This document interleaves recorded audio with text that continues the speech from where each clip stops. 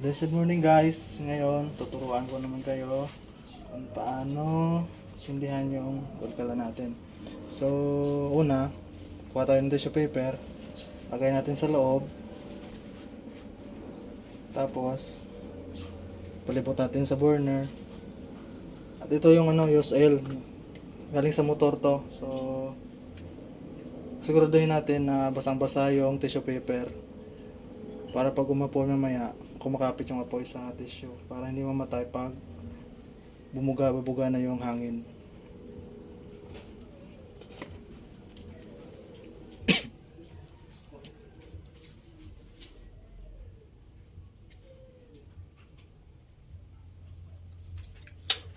So ito na guys, diyan na natin.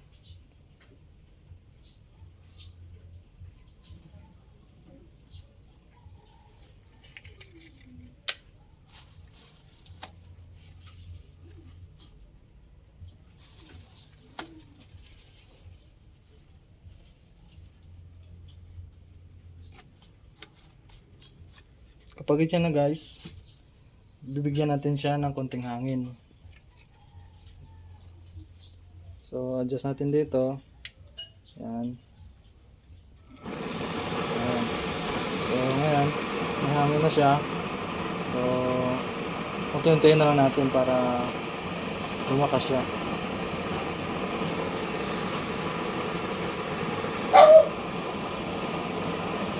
Tapos lagyan natin siya ng madaming para may kakainin yung apoy. Ayan guys.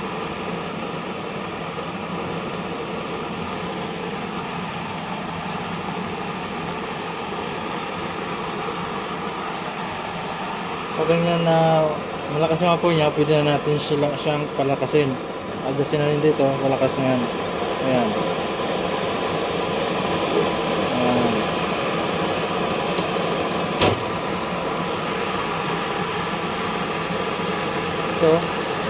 Kasi guys naubusan kami ng gasol. So ngayon napilitan kaming gamitin na yung DIY kala natin. So ito na natin ito guys. Lagyan natin ng kunting-kunti pa.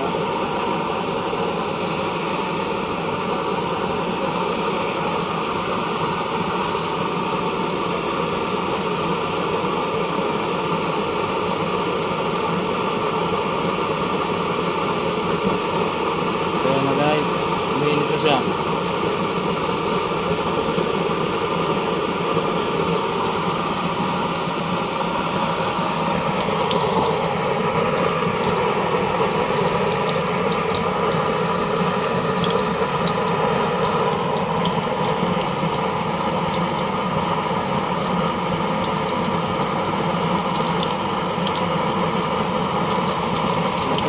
Guys, malakas siya.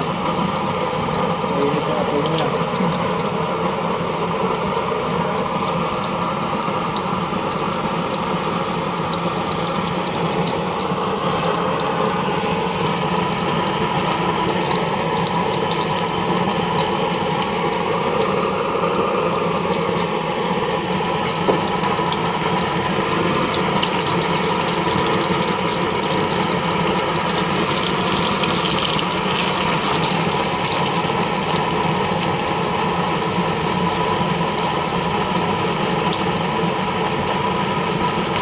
Okay guys, thank you for watching.